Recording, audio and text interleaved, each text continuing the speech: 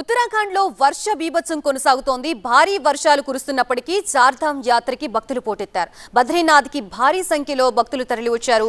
అలకనంద నది ప్రమాద స్థాయిని దాటి ప్రవహిస్తోంది. లోతట్టు ప్రాంతాల్లో ఉన్న ప్రజలు అప్రమత్తంగా ఉండాలని అధికారులు విజ్ఞప్తి చేశారు.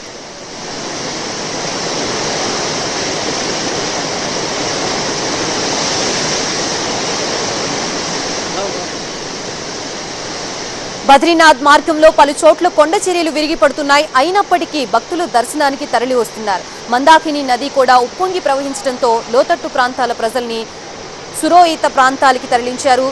ముందు జాగ్రత్త చర్యగా పాఠశాలకి సెలవులు ప్రకటించారు.